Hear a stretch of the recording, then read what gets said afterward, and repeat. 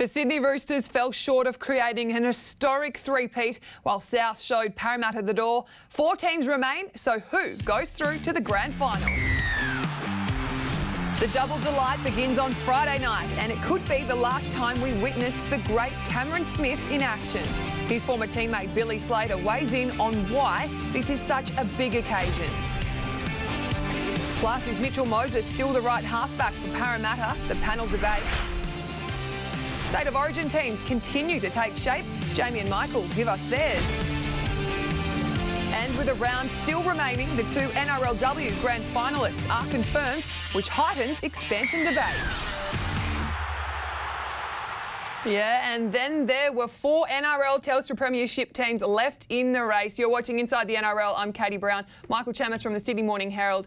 And the 2010 Premiership winner turned Red V kicking coach in 2021. Jamie Soward, congratulations. Yeah, thanks, Katie. I'm really looking forward to it. Already started getting some stuff in place, so very grateful to get the opportunity off Anthony and the Dragons, and looking forward to 2021. Absolutely. So what can you give us a bit of... I can't say too much. My little offsider here might be pasting me a couple of weeks in, but no, look, it's a great opportunity. It's the right amount of hours, and like I said, I'm very thankful that I got the opportunity. You script that? What do you mean? Oh, you're already turning into somebody that works at a club. I tell you what, if they start losing, I know where I'll be pointing the finger. Absolutely. I know where I'll be pointing the finger. We won't do that. You had the nice pick up there on your teammate here, Jamie Soward. Might so help a little bit. Teammates working together. I like it. But gents, what did you like out of the round? There was 2 things for me. I think Damian Cook, the sportsmanship after that massive game against the Parramatta Eels and sticking around and helped Clint Gutherson off the ground. But I actually loved George Williams' kick the other night. I know it was a horrid bounce for James Tedesco, and by no means when you kick a ball do you want it to do that, but just being able to put that in the position to come up with that clutch play, I've been really impressed with what I've seen from George Williams in his first year in the NRL. Absolutely. What about for you, Michael? For me, it's probably the humility of the Raiders after the game, showing the respect for Mitchell Orbison, the guard of honour as he left the field, but also that every opportunity to carry on and rub it in the Roosters' faces after what happened 12 months ago in the grand final. But I thought it showed a real maturity from the Raiders to act that way and show the respect that the Roosters, not only Mitchell Orbison, but the Roosters deserve. They are the 2-time champions, back-to-back champions, and they treated them as such. Well, you spoke about the humility of the Raiders. I think the Roosters as a club, that's what they've changed in the game now. Like, there's a real respect. When Cooper Cronk went there, you speak about the foundations of Sonny and all that kind of stuff, but there's a real respect, and anytime you talk to anyone from the Roosters, they address you by your first name, they want to talk footy, they've got time for you. So that's actually an off-field thing as well, and now they've carried that onto the field. And Ricky Stewart would remind his Raiders that when they won the other night, that doesn't mean they've won the title. Absolutely. It doesn't take back last year's grand final. It just makes them the next step. And winning 2 in a row, magnificent achievement. Definitely. All right, and good sportsmanship. We love it. Mine was Clint Gutherson, although they did lose. I did put it to Twitter fans, and everybody the majority were saying it was Clint Gutherson. Despite losing, the attitude and effort he had did not stop for the full 80 minutes. He has been rewarded with a spot in that 27-man squad that Brad Fittler's chosen, which is great to see in a side that was defeated. So I thought that was pretty outstanding from Clint. Probably would have won a Clive Churchill if that was a grand final in a losing team. There was the difference. He kept Parramatta in that game. Yeah, he did, and he's probably a bit unlucky that they didn't go on with the job. They're 1 or 2 players away from putting South Sydney to bed. We'll talk about the Parramatta Eels a little later, and we will be joined by Billy Slater next. But first, let's take a look at our 2 preliminary final matchups. First one on Friday at Suncorp Stadium, of course, the Melbourne Storm and the Canberra Raiders in that one. And then followed by Saturday night, ANZ Stadium, the Penrith Panthers, the perfect Penrith Panthers so far up against the South Sydney Rabbitohs. Make sure you purchase your tickets at nrl.com/tickets, because they will be the biggest crowds that have been this season, and you cannot miss your opportunity to get to those games, gents. I know I already spoke to you about that last week, but to talk more about finals footy, we are joined by a premiership winner himself, Billy Slater. Thanks for coming up again on Inside the NRL. No worries, Katie. Thanks for having me. No dramas. I hope everything's going all right for you down there. Still in isolation and in lockdown. But, hey, I have to start off. Potentially on that Friday night, we may see Cameron Smith play his last ever NRL game. I don't know about you, but if he doesn't decide to play on in 2021, my heart and my stomach sinks. How does it make you feel? Yeah, he hasn't made a decision, and it could very well be his last ever game of rugby league. We don't know if the Melbourne Storm don't win that, and Cameron Smith decides to hang up the boots at the end of the year. That could be the last time we see him. So, what an opportunity! I think we just need to enjoy the time that we have watching Cameron Smith play this game. No player has played more games than Cameron Smith, and arguably no player has played it better than him. So, he doesn't rely on his speed or strength or anything like that. And those attributes that you may lose as you get a little bit older, he's still the smartest player in the game. And when you're the dummy half, that position's evolved over time. And in the modern game, it's really important to make that first decision count, and Cameron Smith very rarely makes it the wrong decision. So, hopefully it's not the last time we see him play, because he's such a pleasure to watch, and I've played a lot of football alongside him, and I know how much he means to that team. Billy, how much has Cameron been hurt by a lot of the criticism over the last few years? I know Craig Bellamy at Dally M's last year sort of touched on it. Has he confided in you, mate? Because he copped a fair bit from people around rugby league in regards to his reputation in the game. Does that affect him? Look, once you hear things, you can't unhear them. So, it probably affects his family, and that more than it affect him. It's pretty sad to see some of the things that have been said about him and his family over the last few years. And knowing Cameron and knowing how selfless he is towards his team, and he does everything for the team. It's pretty sad to see. And given the fact that he's such a legend of our game, he's a champion of our game, and he'll go down as, if not the greatest player to ever play, he's definitely the greatest hooker to ever play our game. So we need to be celebrating our champions. And I do find that he's an easy target at some times, and that's just the way it is. But he even cops that. Like the champion he is, he doesn't whinge about it. He just gets on and plays his football. Billy, winning in that first week of the finals is so crucial to possibly making a grand final. What would Craig Bellamy have done in that week off to prep his Melbourne side for the Canberra Raiders this week? Yeah, it is hugely important to win that first week and make sure that you give yourself a 2-week opportunity to prepare for that preliminary final. And look, Craig, he's had a few injuries this week. I know Cameron Munster's been nursing an ongoing knee issue. Mail is that he's going to be okay for the preliminary final, and he'll be fighting fit to take on the Raiders on Friday night. But that's the first thing, is getting this squad healthy, and then making sure that they turn up next Friday night ready to go, jumping out of their skin. So, just the balance between a little bit of work and continuing, to touch on the things that work for them in games, but also making sure that they're fresh. It's really important to be fresh at this time of the year. And, the Storm have in the past, been a really consistent team throughout the year. This year, I know that they've focused on timing their run. Billy, we heard from Dale Finucane, and we will hear from him a little later in the show, but he did say that he's going to give himself until tomorrow. But you mentioned Cameron Munster. He seems hopeful that he'll play. How crucial is Cameron Munster to that side? Oh, they're a different team with Cameron Munster in it. And if he didn't play, I think they would have to rely on Cameron Smith, Jerome Hughes, Ryan Pappenhausen to create a little bit more, because we all know what Cameron Munster can do on the field. You just give him the ball, and he's just such a instinctive rugby league player that he sums up the situation quicker than most people. So we see him here just changing from a ball player to a ball runner, off the drop of a hat.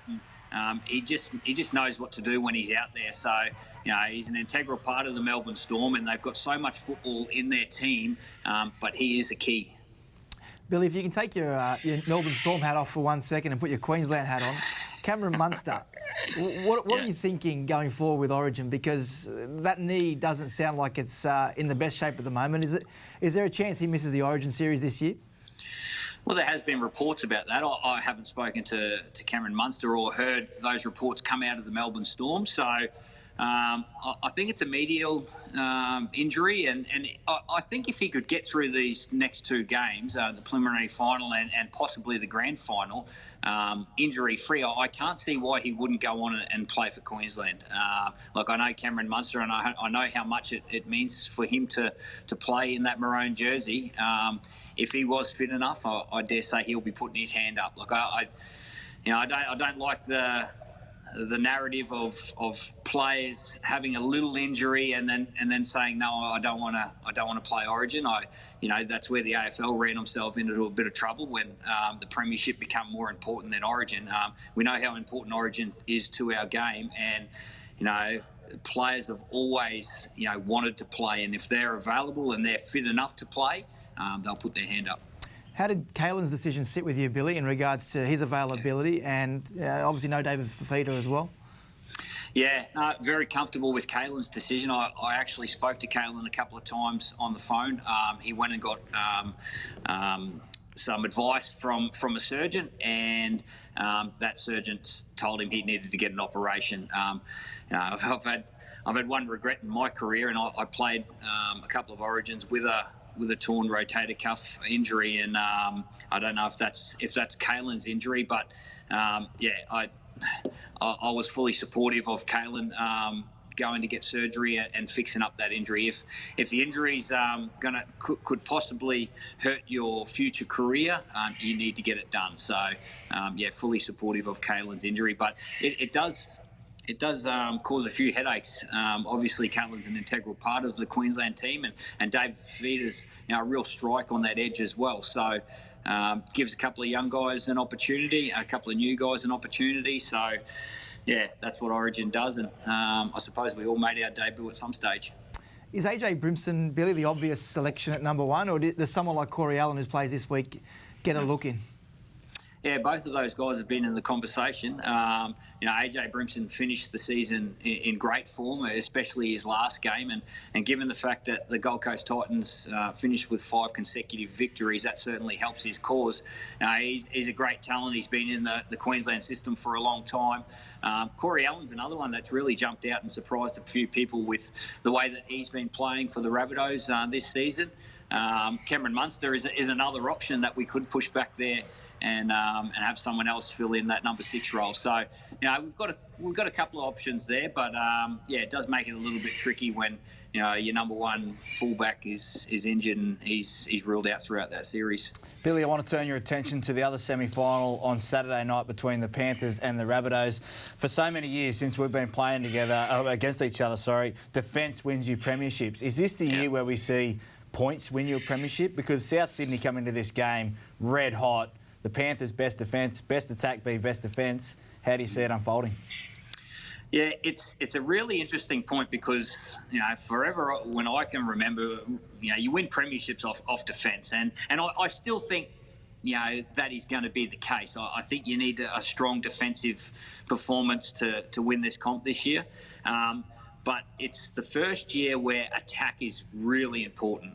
If you don't use the football, it doesn't matter what your completion rates are, you won't win the game of football. And I think South and Penrith have used the football the best throughout the last probably 2 or 3 months. I've been really impressed with the Penrith Panthers.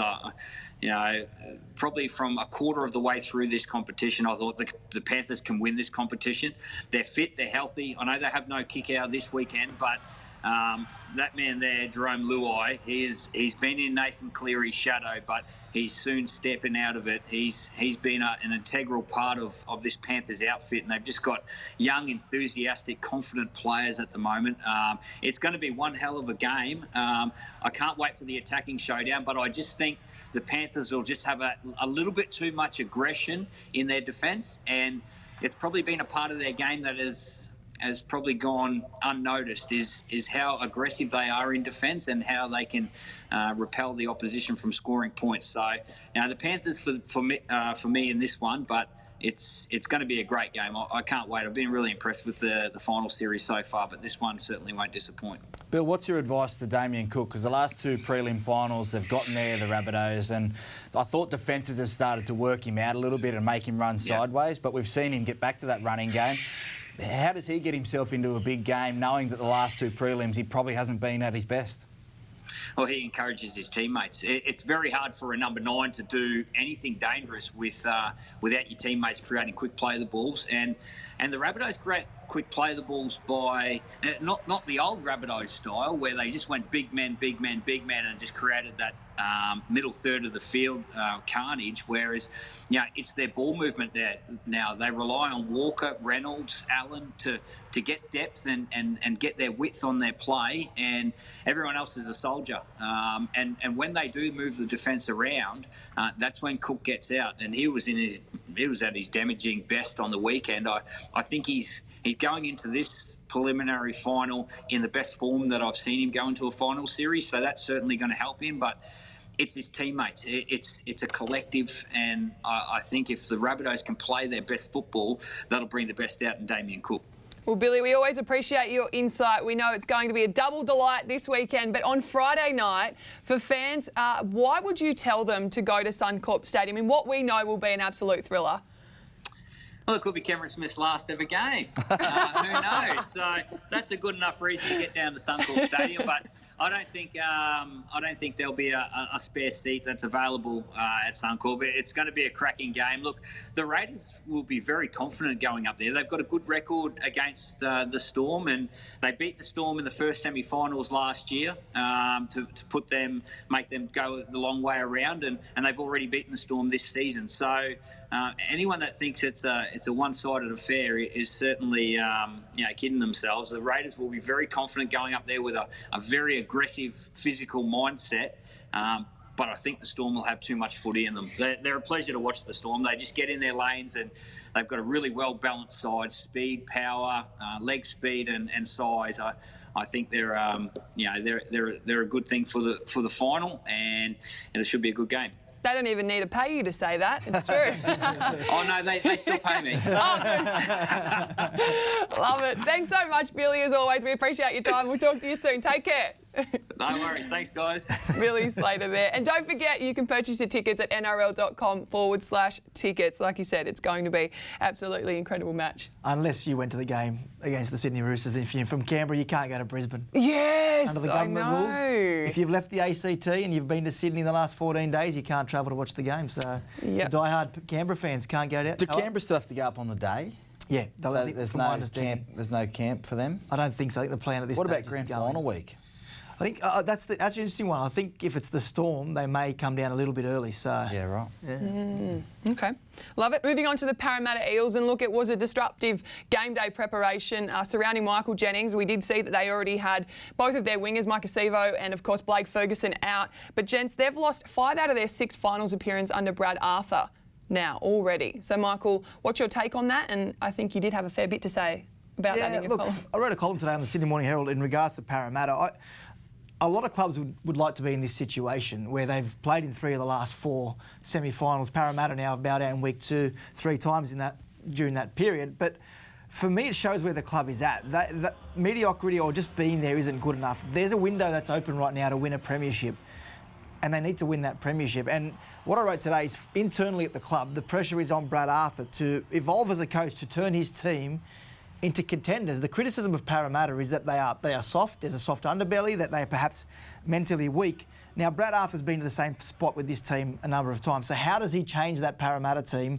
What does he do? And there's a feeling at the club that there needs to be prioritisation around the mental side of it and how they toughen up mentally. I don't know how much you know, Sowie, about Parramatta's fate, but compared it to the Dragons from 04 to 08, I think you were there at the time when Brownie left, that they couldn't get the job done under Nathan Brown. They got so close in many years, and it took Wayne Bennett arriving at the club in 2009 for the club to go on and win a comp the year after. Do you see signs of Parramatta this year that perhaps they need to evolve as a football team to toughen up? Yeah, and look, as Katie mentioned in the opener, the disruption from that Michael Jennings situation probably wouldn't have helped, but the injuries as well. I think that when Wayne came to take over the Dragons, it was day one, we had a premiership winner.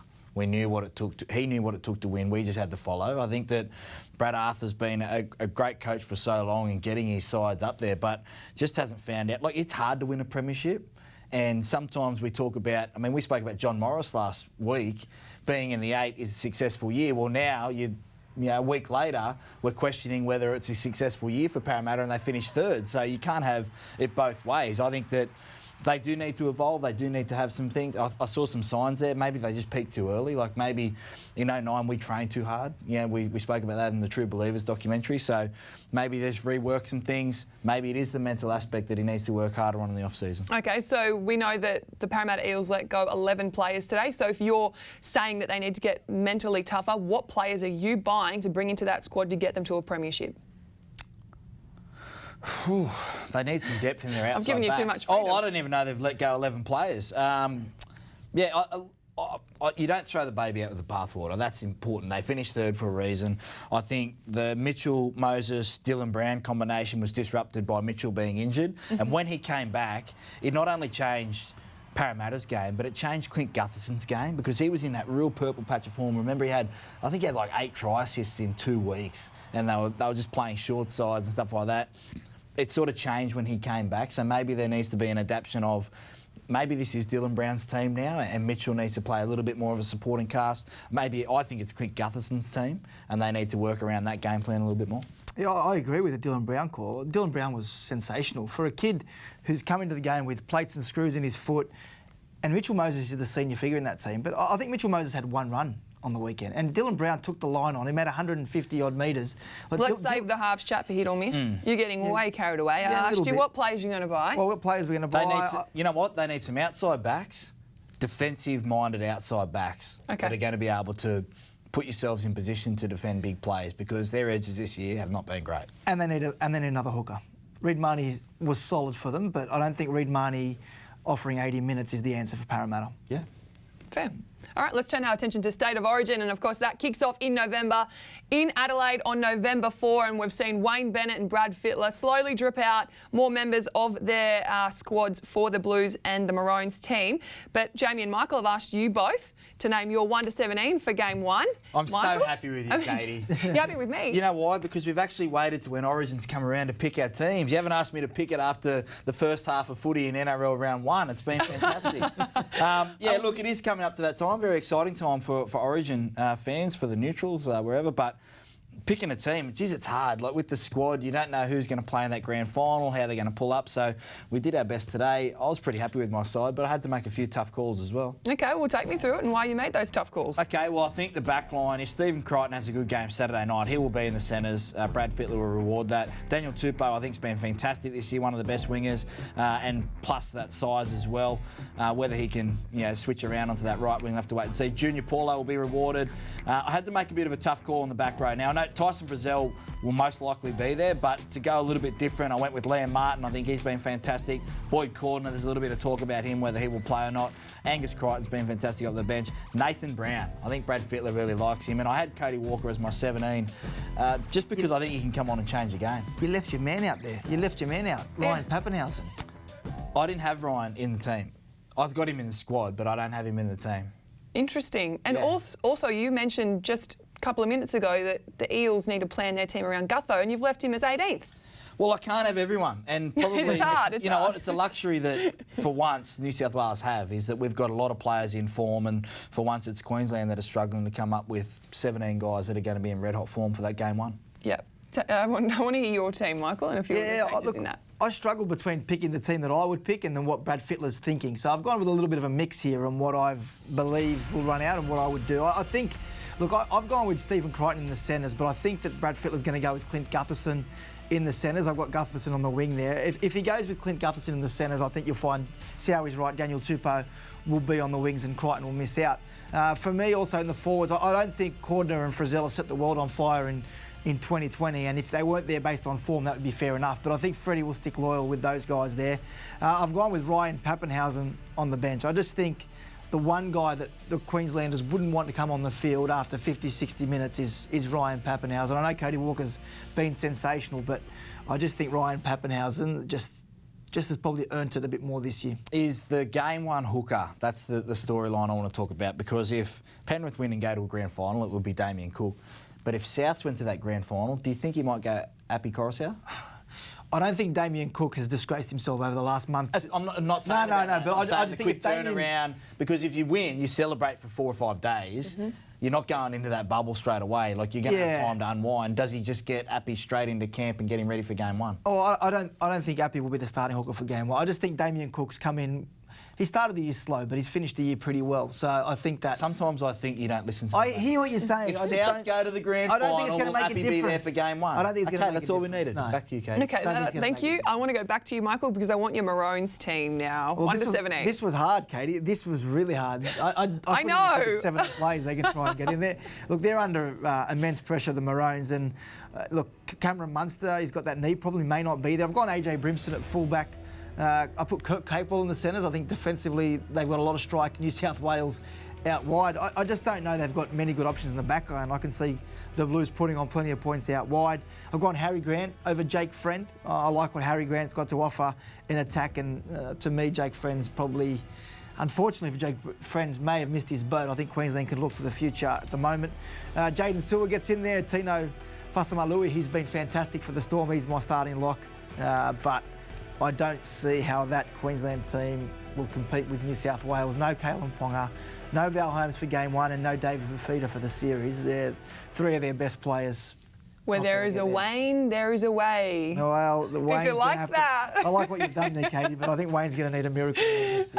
Jamie, your Maroons team actually did consist of the same spine as Michael Chams's, but there's a few other changes. Take us through that. Yeah, not that any Queensland fan would care what a New South Wales person thinks. Yes, we do. Listen, you know what? I think Xavier Coates will be in the centres. Having watched him play over the last couple of years, I think he can make that move in. Again, it's going to be a bits and pieces team. I think we're not going to really know what Wayne selects up until that. I agree with the spine. I think Harry Graham will get the start. Ben Hunt shows his versatility, being able to come off the bench, cover in at 6 if he needs to, if they need to move Munster in, or if Munster doesn't play. Big Tino Fasul Malaawi comes in there, and Kurt Capewell may play. But Dynamis Louis been fantastic. I think you could either have... a good shout. I think you could have Cohen Hess as 18th man and Kurt Capewell in there, but Dynamis Louis will be there for Wayne Bennett. And don't underestimate this Queensland side. I know we're sort of making lighthearted of it I'm now, not. But You two. that forward pack with Josh Papali, Jai Arrow, you throw Big Tino in there as well. Like, they're going to be able to do some damage, and Queenslanders love it this way. They love being the underdogs. So I'm still predicting 3-0 New South Wales, but don't underestimate Queensland. But it's I say 3-0 every year. You've been watching. Whitewash. Okay, no worries. Hey, we're also celebrating 40 years of Origin, and Michael, you've been working on a little project. Tell us about it. Yeah, the 40th year of Origin this year. We've been working with Channel 9 and the Sydney Morning Herald in conjunction with NRL.com to find out the greatest teams of that era, to work out who is the best 17 for New South Wales and Queensland. We're speaking to some of the greats of the game. Brad Fittler, Andrew Johns have cast their votes. We've also got from Queensland, got Wally Lewis and JT and Billy. There's 5 on each state that have voted, and it's going to be a tough one to work out. So it's just the total best Origin side? No, it's one from each team. Okay. That would have been a very difficult assignment. I was going to say, how do you pick between Freddie, Joey, Lockie and JT? Yeah, it's a tough one. And even Queensland, when you look at that spine, you know, Wally Lewis, Jonathan Thurston, Alan Langer, someone misses out. Lockyer versus Slater for fullback. There's some fantastic players, but game 1, the fans get their chance to have their vote. They can vote online at the moment. The team will be unveiled for game 1, and the New South Wales team before game 2 on Channel 9, and the Queensland team before game 3 on 9. So unreal. Look forward to it over the next couple of weeks. You're always busy doing something, aren't you? Yeah, well, hopefully the teams... for me, it's the Queensland spine's the most contentious because... How do you leave Alfie out, Wally out, JT out? Someone's going to miss Wally plays 13 for sure. Well, they voted in that position, so it's going to be interesting. Someone's going to miss out. Watch this space. All right, let's move on to the NRLW. And we did see a few charges at the judiciary for a few of the players. Shaylee Bent with a crusher tackle, Ali Brigginshaw report for her mid-air tackle. And then after reviewing the match, Amber Hall was a grade 1 contrary conduct and a grade 1 dangerous contact. It was a hair pull and a hip drop tackle. Gents, what did you make of this in the game? Amber Hall and Isabel Kelly there. Fair game or...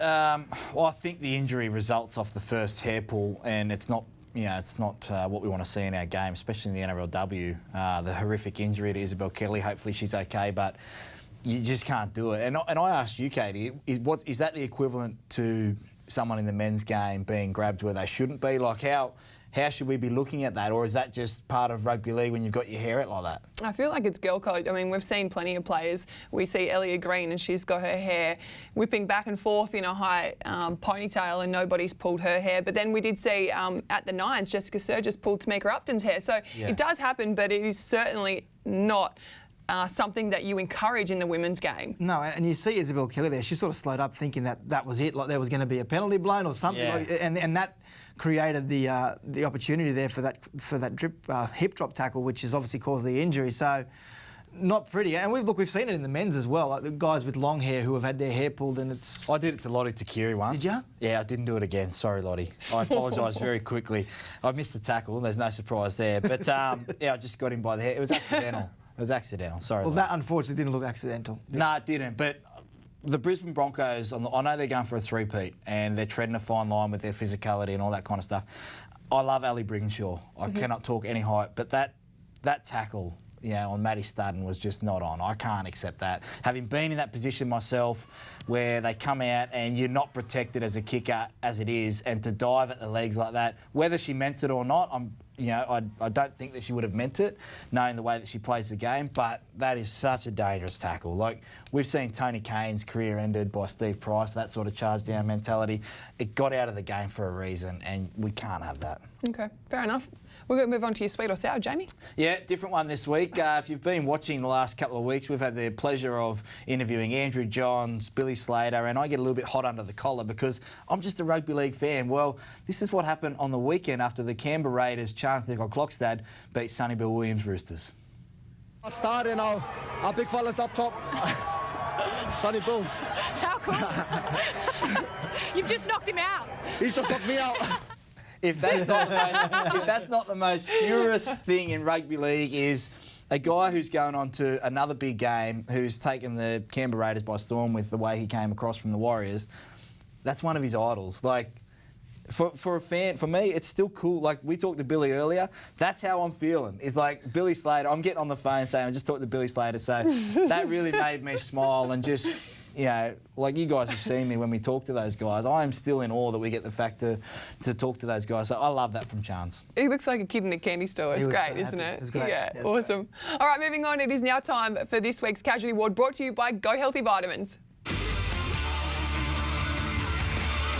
And Melbourne Storm's lock, Dal Finucane, is confident he'll play in Friday night's prelim final against the Raiders. Here's what he had to say a little earlier.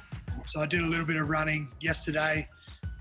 Sort of had a bit of an off-legs day today, and I'll do a little bit more tomorrow. So, sort of depending on how I pull up from all those different tests will, depend on whether or not I play the game. And another win for the Storm. Cameron Munster will play despite an ongoing knee injury. There's concerns over James Tedesco and whether the Sydney Roosters fullback will be fit for Origin after picking up a knee injury on Friday night. In the NRLW, the Dragons will be without two of their stars. Kezi Atts was the first casualty to leave the field in their loss to the Broncos. The back rower will miss this week with an MCL injury and also in doubt for State of Origin in November. While Isabel Kelly won't line up in the 17, the centre was victim to a controversial hair pull and hip drop tackle, which resulted in an ankle injury.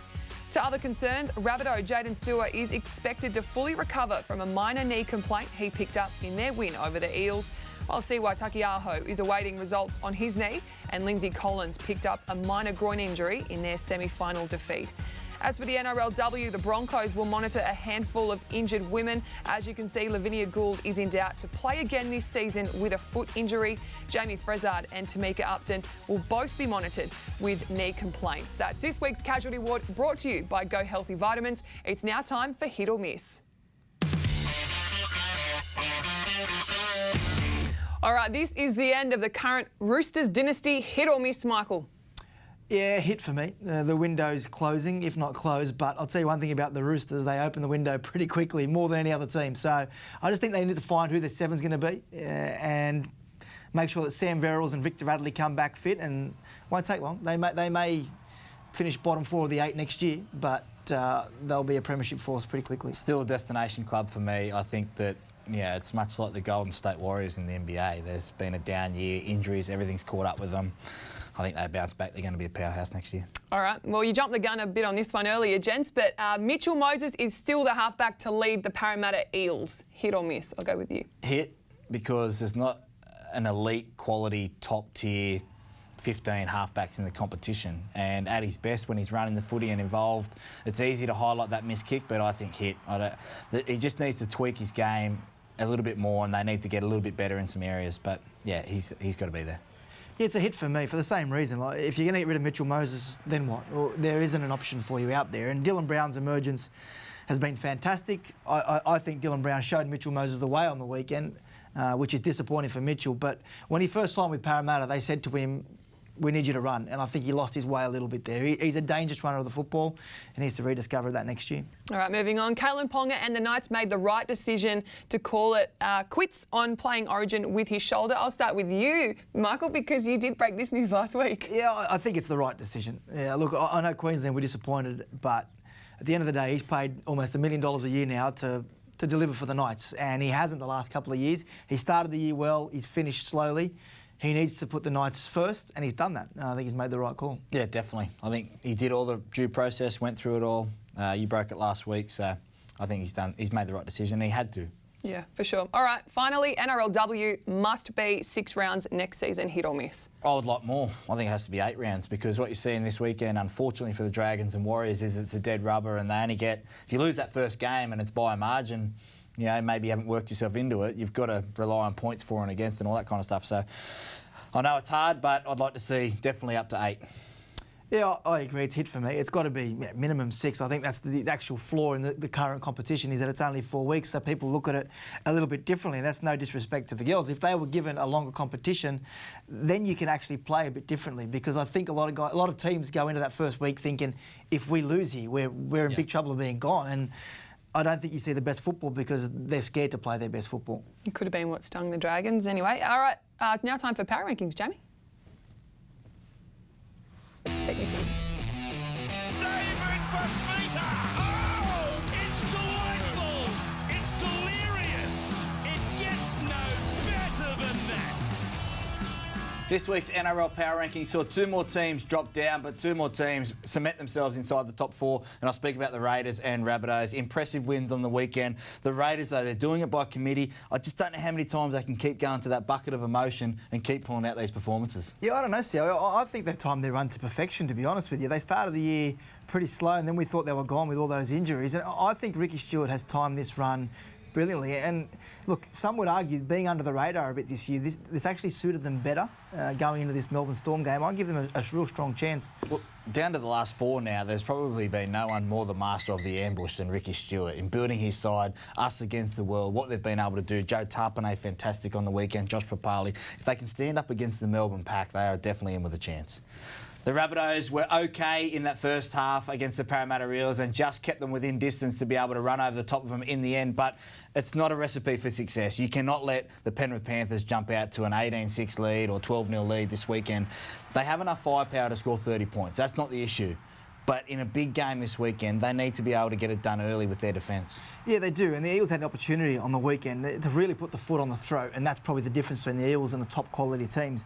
If Penrith are going to score 3 or 4 tries in a short period, Penrith are going to go on with the job and finish them, and they can't give Penrith the chance to ice the cake. So I think for South Sydney, defence is the key here. We know they'll score points.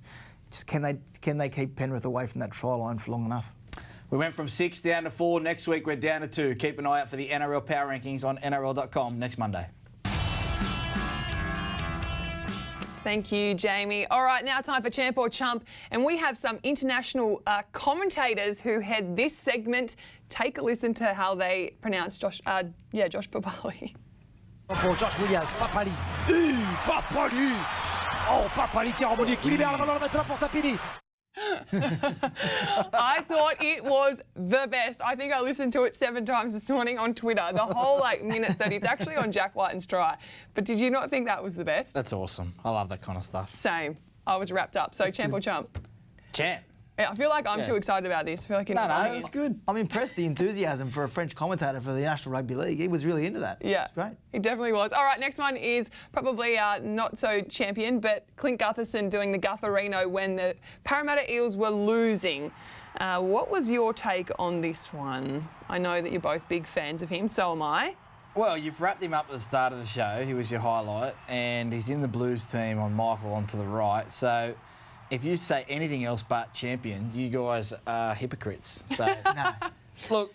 No, you can like and dislike people's actions. Having been a person that's possibly done a try celebration once or twice earlier in their career when they didn't end up winning the game, you learn by that. And we saw the Hayne plane come out in games that, that didn't end up going his way, and he ended up getting a marketing deal from it. So I don't mind it. I can see why it is what it is. I can see why people would think that's a chump moment because they were behind. But also, I like to see character in players as well. So I get both sides of it there. In the end, if they win, it's great. We're promoting it all week. He loses, he's left with egg on his face. He can deal with it. I'm not chumping him. I still think he's champ. I love a try celebration. I don't really care if they're winning or losing. Yeah, champ for me. Just a fan. All right, tomorrow we are back. Zach Bailey is in the host chair at 3:55 for NRL teams. Make sure you tune into that one. It will be a big show. We will have the NRL teams, of course, for those preliminary finals, as well as the NRLW lineups. Brett Camorley, Robbie Farah back on the desk with that one. And then on Wednesday at 5 o'clock, I'll be back with Alicia Newton and Tasha Gale for Wednesday's Our Way. There is plenty of hot news to talk about this week leading into what will be a dead rubber because the grand finalists are already sorted with the Broncos and the Roosters to take place at ANZ Stadium. But that's it. Can I just say a huge congratulations to Gerard Beale on his retirement? Absolutely. Fantastic career, 194 games, played for his country, premiership winner with the Sharks, got the best out of himself, couple of big injuries, but well done, mate. It's been a pleasure playing against you and playing with you. Fine, mine's to Mitchell Orbison because I thought he had a fantastic career. Well done. Any for you? No, mine's to Jamie Soward on the Dragons job. Look forward to him ringing out scoops every week. Yeah, me too. All right, Jen, great to have your company back again. We will leave you with the Try of the Year finalists. Until next Monday, have a good one.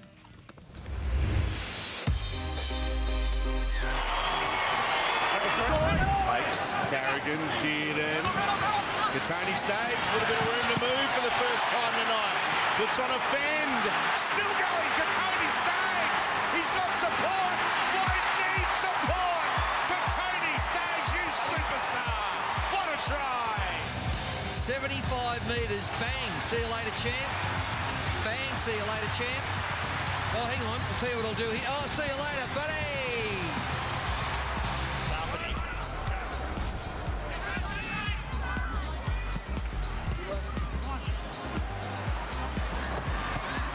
Touch back, Harris to Vida. Now two of us are Sheck. Basketball's over the top. If they pass it again, they score there. Perham keeps it alive. Back to Harris to Vida. He goes a long ball that bounced. Then Harris got the pass away. Hiku with a step. He keeps it alive. Back to Cody Nikorima. Are you serious? Nikorima with a kick to the eagle. The Warriors have got surely the try of the year.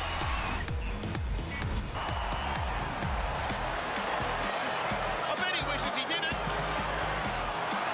Now another storming run upfield for Fifita. He gets to Holmes. He leaves him behind. David Fifita charges away to score a remarkable individual try. Well, we've seen him do this a number of times, but I think this might be the best of the lot of them. He has been dynamic in this regard, making something out of nothing. Off the back of it, Brooks has time for the kick. Chase is on. And was that a block by Clark? It bounces the West Tigers' way anyway. Flipped up. And Jennings, bit of ad-lib footy at the end of it all. Can they keep it alive here? Here's Grants. Safe half onto Benji. His overlap created on the right-hand side. Catch and pass from Leilua. Norfoluma. Little kick at the end of it all. What a try! Oh, that's a the West Tigers with the ad-lib try of the year.